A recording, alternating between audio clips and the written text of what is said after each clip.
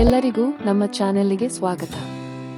ಈ ವಿಡಿಯೋದಲ್ಲಿ ನಾವು ಸಿಂಪಲ್ ಆಗಿ ಕೋಕೋನಟ್ ಐಸ್ ಕ್ರೀಮ್ ಹೇಗೆ ಮಾಡುವುದನ್ನು ನೋಡೋಣ.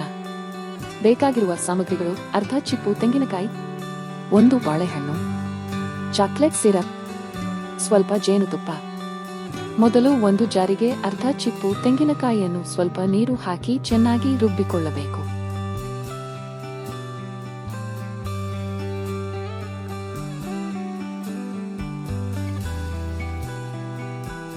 ನಂತರ ಅದನ್ನು ಶೋಧಿಸಿಕೊಳ್ಳಬೇಕು.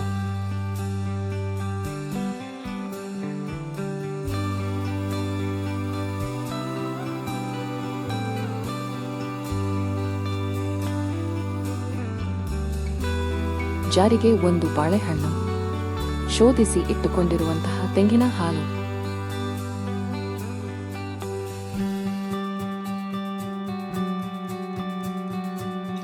ಚಾಕ್ಲೇಟ್ ಸಿರಪ್ ಹಾಗೂ ಸ್ವಲ್ಪ ಜೇನುತುಪ್ಪ.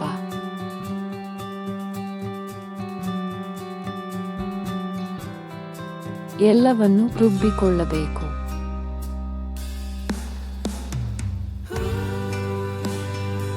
ನಾಲ್ಕರಿಂದ 8 ಗಂಟೆಗಳ ಕಾಲ ಶೈತ್ಯೀಕರಣಗೊಳಿಸಿದರೆ ಕೋಕೋನಟ್ ಐಸ್ ಕ್ರೀಮ್ ತಯಾರಾಗುತ್ತದೆ.